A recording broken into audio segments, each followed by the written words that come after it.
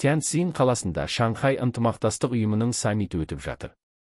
Қазақстан президенті Қасым-Жомарт Тоқаев осы маңызды жиынға қатысып, Қытай Халық Республикасының төрағасы Си Цзиньпинмен келіссөздер жүргізді.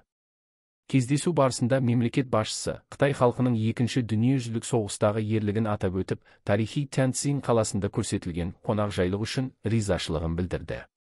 Президент Тоқаев Қазақстанның Қытайдың шоудағы төрағалығын толық қолдайтынын айтты. Қасым-Жомарт Тоқаев екі жақты байланыстар бұрын-соңды болмаған қарқынмен дамып келе жатқанын ерекше атап өтті. Бүгінде Қазақстан мен Қытайды жан-жақты әрі мәңгілік стратегиялық серіктестік біріктіреді. Былтыр екі ел арасындағы тауар айналымы 44 миллиард долларға жетіп, тарихи көрсеткішке шықты. Бұл сапар аясында Қазақ-Қытай іскерлік кеңесінің отырысы өтіп, бірқатар ірі жобалар талқыланады. Биылғы жыл Қазақстандағы Қытай туризмі жылы ретінде аталып өтіп жатыр. Екі елдің мәдени және гуманитарлық ықпалдастығы кеңеюде. Соның бір дәлелі Қазақстанда жаңа Лубан зертханаларының ашылуы. Өз кезегінде Си Цзиньпин Қазақстанмен стратегиялық серіктестікке ерекше мән беретінін айтты. Оның айтуынша, Қытай мен Қазақстан бір-біріне әрқашан сенім артып, арқа сүйей алатын серіктестер болып қала береді. Екі ел арасындағы достық пен тату көршілік қарым-қатынасты одан әрі тереңдету ортақ мақсат.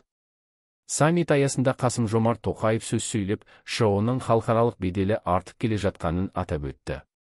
Ол қауіпсіздік пен тұрақтылықты қамтамасыз ету, әділ халықаралық сауданы қолдау және терроризм, сепаратизм мен экстремизмге қарсы күрес Қазақстан үшін басты басымдық екенін жеткізді.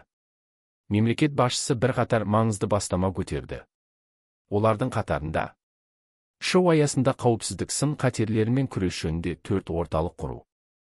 Астана халықаралық қаржы орталығы базасында инвестициялық жобаларды сүйемелдейтін ШО кеңсесін ашу.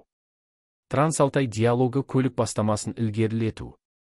Жасанды интеллектіні дамыту бойынша тұрақты сарапшылар форумын Астанада өткізу. Қазақстанда ШО-су мәселелерін зерттеу орталығын ашу ұсыныстары бар.